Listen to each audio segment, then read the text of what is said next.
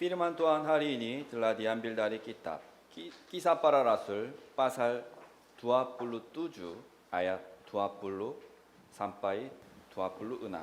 Mari kita mengakui iman kita, Yesus adalah Kristus, anak Allah yang hidup. Yesus adalah Kristus, anak Allah yang hidup. Mari kita saling memberi salam, kita adalah satu keluarga secara rohani. Kita adalah satu keluarga secara rohani. Judul khotbah hari ini adalah baptisan mutlak dari iman. Sebagai pengantar, mulai minggu lalu hingga minggu depan, ada pekabaran Injil di beberapa daerah di Filipina. Salah satu minggu kemarin diadakan pekabaran Injil di daerah Palawan dan di daerah Antipolo. Di daerah Ragunan sedang dilaksanakan pekabaran Injil lewat medisi. Minggu depan akan diadakan pekabaran Injil di daerah Makati. Gembala Pendeta Jong menyampaikan ceramah khusus kepada para pendeta setempat dan juga menyampaikan ceramah untuk pembukaan dan penutupan di seminar pelatihan pemimpin LTS.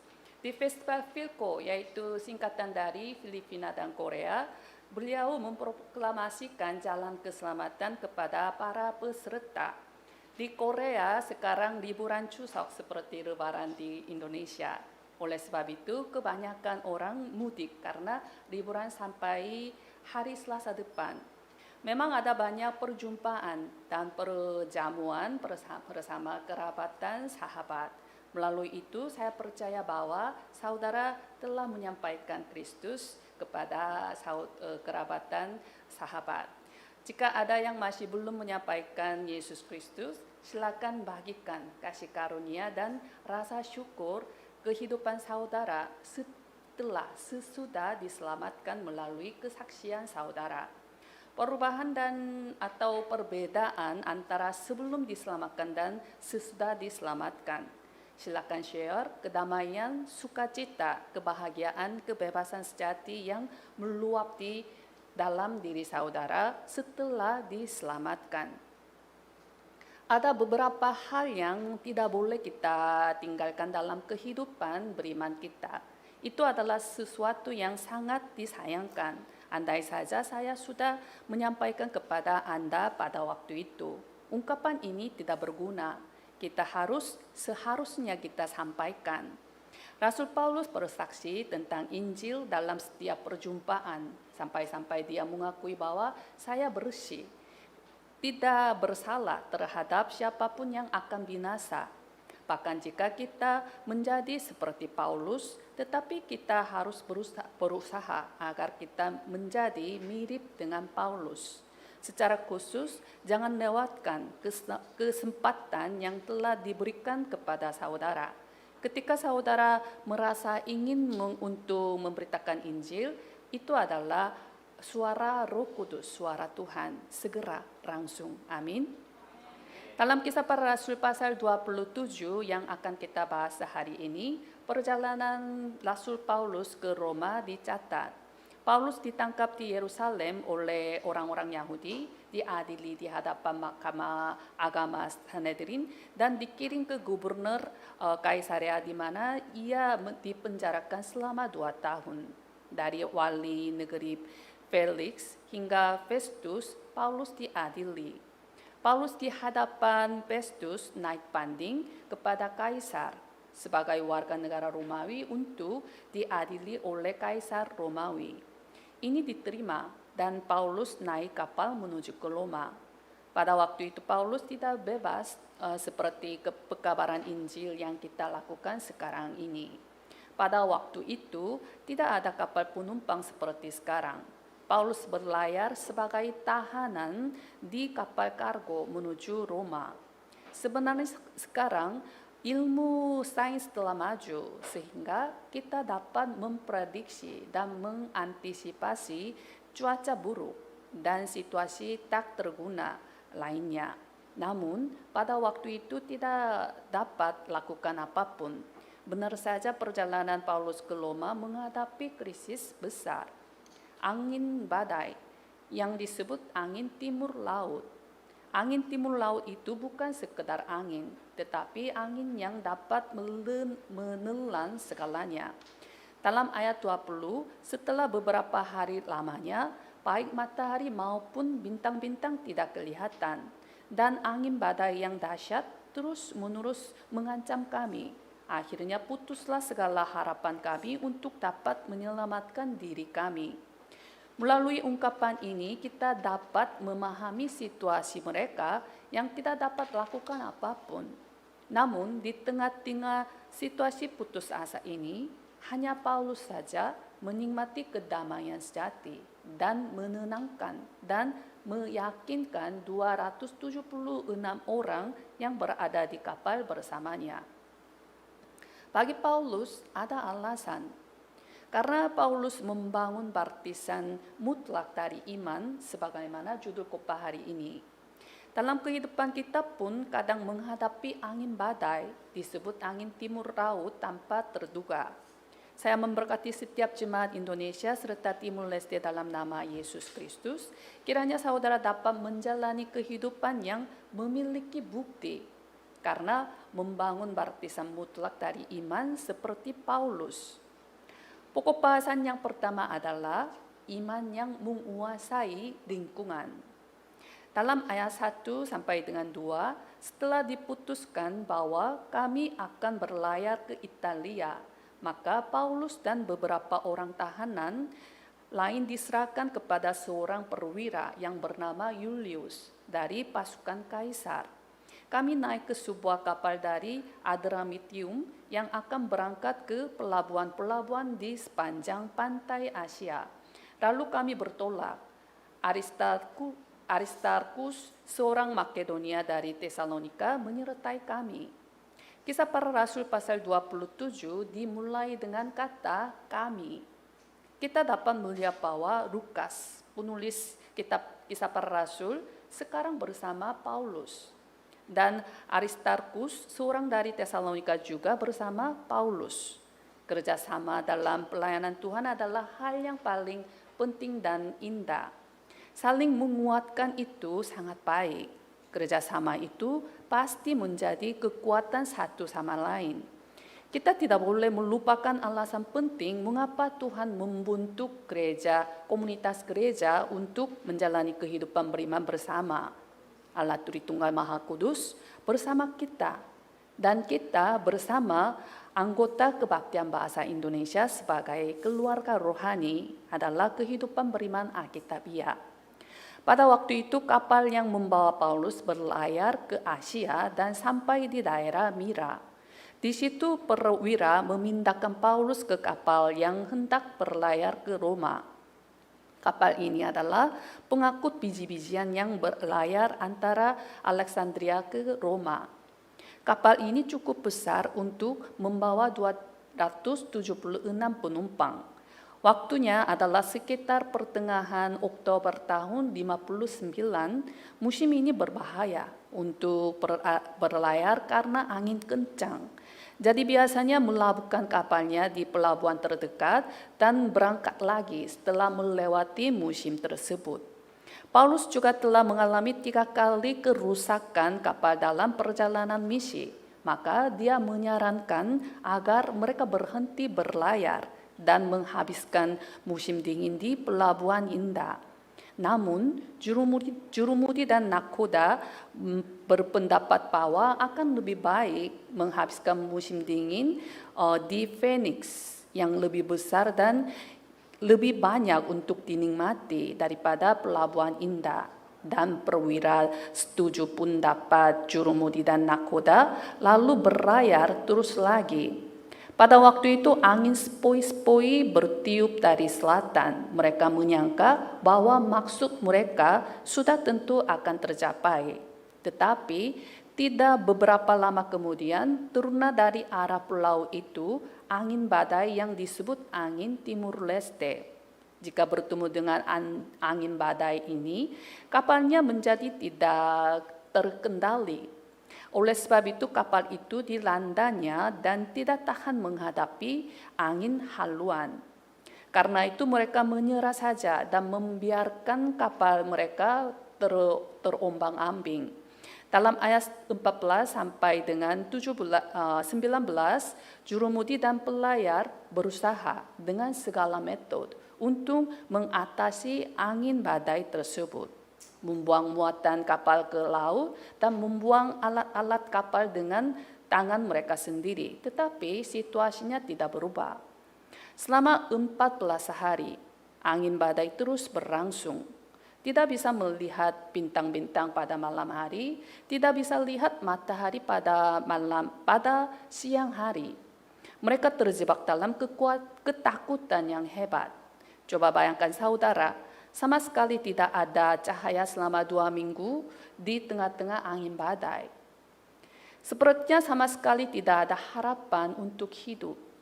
Tetapi pada saat itu, Paulus berdiri dan berkata dengan berani kepada 276 orang yang berada di dalam panik karena ketakutan besar.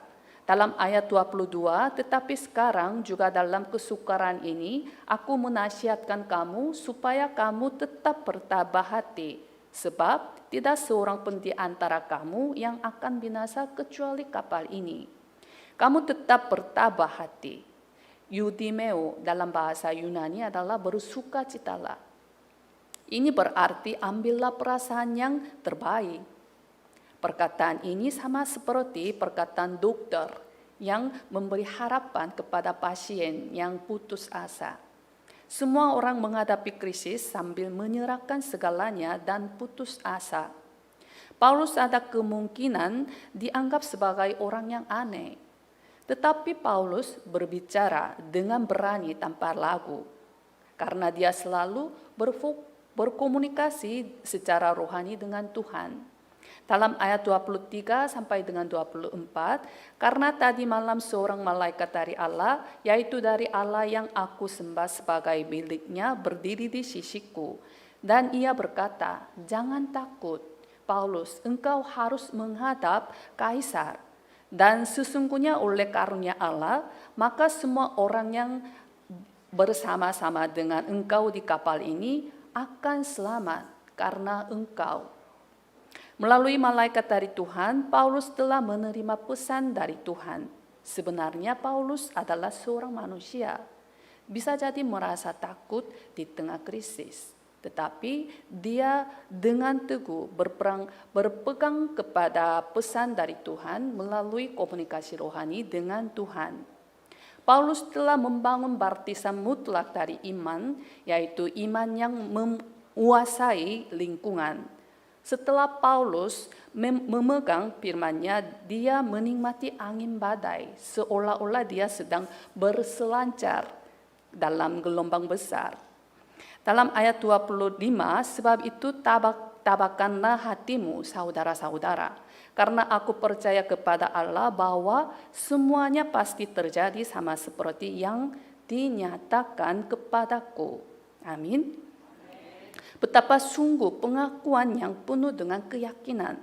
Ketika saudara tiba-tiba menghadapi angin badai, yaitu angin timur laut dalam kehidupan saudara, janganlah melepaskan tali firman Tuhan dan tali doa. Membangun baptisan mutlak dari iman adalah menguasai lingkungan dengan firman Tuhan dan doa. Itu adalah iman transenden yang bergantung pada firman Tuhan. Iman yang mengandalkan firman Tuhan.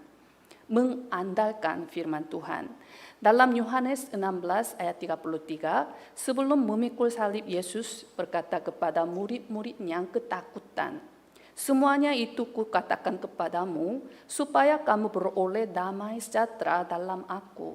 Dalam dunia kamu menderita penganiayaan, tetapi kuatkanlah hatimu, aku telah mengalahkan dunia. Perjalanan kehidupan kita pasti akan menghadapi angin badai. Angin badai yang datang sebagai penyakit, sebagai ekonomi, sebagai pengangguran, sebagai perselisihan keluarga, sebagai masalah hubungan, sebagai perpisahan dan sebagainya. Tetapi kuatkanlah hati saudara.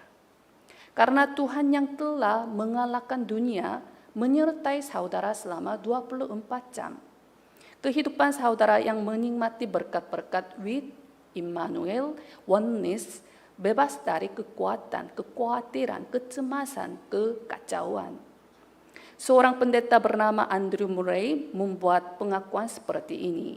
Bagi kita ada Tuhan sehingga dapat menikmati hal yang mustahil. Tuhan Sang Pencipta yang Maha Kuasa menyertai saudara dan saya, baik sekarang dan selamanya. Yeremia 32 ayat 27, sesungguhnya akulah Tuhan, Allah segala makhluk. Adakah sesuatu apapun yang mustahil untukku? Saya harap saudara menikmati status dan otoritas sebagai anak-anak Tuhan secara nyata. Saya memberkati setiap jemaat Indonesia serta Timur Leste dalam nama Yesus Kristus. Kiranya saudara dapat menjadi murid mutlak yang memancarkan terang Kristus dengan membangun partisan mutlak dari iman dalam situasi dan kondisi apapun. Amin. Pokok bahasan yang kedua adalah jadwal waktu untuk mengkonfirmasikan kembali komitmen. Alasan lain mengapa Rasul Paulus dapat menikmati rahasia damai sejati di tengah angin timur laut adalah karena dia tahu bahwa komitmen diri sendiri belum terpenuhi. Dalam ayat 24, dan ia berkata, jangan takut Paulus, engkau harus menghadap Kaisar, dan sesungguhnya oleh karunia Allah, maka semua orang yang ada bersama-sama dengan engkau di kapal ini akan selamat karena engkau. Engkau harus menghadap Kaisar. Setelah berada di ambang kematian di hadapan Sanhedrin, Paulus mendengar suara Tuhan. Dalam Kisah Para Rasul 23 ayat 11, pada malam berikutnya Tuhan datang berdiri di sisinya dan berkata kepadanya, kuatkanlah hatimu, sebab sebagaimana engkau dengan berani telah bersaksi tentang aku di Yerusalem, demikian jugalah hendaknya engkau pergi bersaksi di Roma. Paulus memiliki komitmen yang harus diwujudkan sebelum mati. Dia mengkonfirmasikan kembali komitmen pribadi di tengah krisis ketika angin timur laut bertiup. Ketika kita menjalani kehidupan beriman, kita tidak boleh kehilangan mandat surgawi, panggilan, dan komitmen masing-masing. Jika saudara hidup, itu berarti ada komitmen bagi saudara. Kehidupan dan kematian semua manusia ada di tangan Tuhan. Tuhan memperpanjangkan hidup kita berarti kita masih memiliki komitmen dalam kehidupan kita masing-masing. Setelah ayat 27, dari teks hari ini kita membaca bahwa terkandas-kandaslah kapal itu di sebuah pulau sesuai dengan dikatakan oleh Paulus. Pada waktu itu prajurit-prajurit bermaksud untuk membunuh tahanan-tahanan supaya jangan ada seorang pun yang melarikan diri dengan berenang. Tetapi perwira itu ingin menyelamatkan Paulus. Karena itu ia menggagalkan maksud mereka dan memerintahkan supaya orang-orang yang pandai berenang lebih dahulu terjun ke laut dan naik ke darat. Dan supaya orang-orang lain menyusul dengan mempergunakan papan atau pecahan-pecahan kapal. Demikianlah mereka semua selamat naik ke darat. Mengapa Lukas menjelaskan secara rinci? Untuk menekankan bahwa ada komitmen bagi Paulus. Misionaris David Livingstone yang dianggap sebagai bapa penginjilan Afrika berkata kepada rekan-rekannya dan kepada mereka yang memelihara kesehatannya seperti ini. Saya tidak akan mati sampai alasan keberadaan saya terpenuhi, sampai komitmen saya tercapai. Dengan sikap ini, dia mempertaruhkan nyawanya untuk penginjilan Afrika. Ketika angin badai bertiup ke dalam kehidupan kita, kita tidak boleh melupakan fakta bahwa itu adalah jadwal waktu untuk mengkonfirmasikan kembali komit kita masing-masing. Kita harus memutuskan apa yang harus dibuang dan apa yang harus diambil.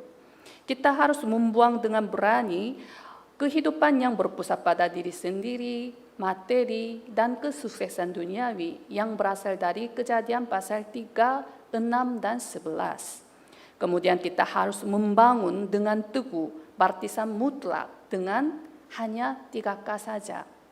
3K yaitu dengan hanya Kristus, dengan hanya kerajaan Allah, dengan hanya kepenuhan Roh Kudus. 3K ini harus menjadi baptisan mutlak dalam kehidupan kita masing-masing. Kita harus membangun baptisan mutlak dengan hanya 3K di ladang kita masing-masing. Dengan hanya 3K kita harus mewujudkan 3 gerakan dan tim doa yang terdiri atas 3 orang. Saya memberkati setiap jemaat Indonesia serta Timur Leste dalam nama Yesus Kristus. Kiranya saudara dapat menjadi saksi bahwa segala bangsa yang kusebut milikku melalui kehidupan saudara yang dipimpin oleh komitmen yang diberikan oleh Tuhan di dalam situasi dan kondisi apapun. Sebagai kesimpulan, melalui 1 orang, Paulus menginjili Asia Kecil, Makedonia, dan Roma. Tokoh-tokoh dalam Roma pasal 16 bekerja sama dengan Paulus untuk memberi pengaruh secara rohani seluruh Eropa dengan Injil. Konsekuensi rohani telah mencapai kepada kita masing-masing. Kita juga dapat menyampaikan dan menyelamatkan dimanapun kita berada dengan Injil mutlak dari 3K, Kristus, Kerajaan Allah, dan kepenuhan Roh Kudus. 1 orang, yaitu saudara masing-masing, sangat penting dan sangat berharga. Saudara adalah pilihan Tuhan. Jangan menjebak diri saudara pada hal-hal yang sia-sia. Jangan melupakan betapa pentingnya saudara. Silakan hidup sebagai anak-anak Tuhan untuk memperluaskan kerajaan Allah. Saya memberkati setiap jemaat Indonesia serta Timur Leste dalam nama Yesus Kristus. Kiranya saudara dapat menjalani kehidupan yang berkobar dengan Injil untuk memberi pengaruh secara rohani ke keluarga, kenalan, sahabat, tempat kerja, sekolah, wilayah, suku, bangsa, dan seluruh dunia. Mari kita berdoa. Kami mengucap syukur kepada Allah Tritunggal yang menyelamatkan kami. Biarlah kami penuh dengan iman yang menguasai lingkungan apapun. Kami percaya kepada Allah bahwa semuanya pasti terjadi, sama seperti yang dinyatakan kepada kami. Kiranya kami menjalani kehidupan sesuai dengan komitmen yang diberikan oleh Tuhan. Berikanlah kekuatan, hikmat, dan kasih karunia dan semuanya agar kami dapat mewujudkan komitmen kami masing-masing. Terima kasih karena Tuhan telah memberi ruang ibadah yang baru. Penuhilah ruang ini dengan anggota baru, murid Kristus dan pilihan Tuhan yang akan menyampaikan dan menyelamatkan jiwa-jiwa di seluruh Indonesia dan Timur Leste dengan hanya Injil, dengan hanya 3K, Kristus, Kerajaan Allah, dan kepenuhan Roh Kudus. Kami berdoa dalam nama Yesus Kristus. Amin.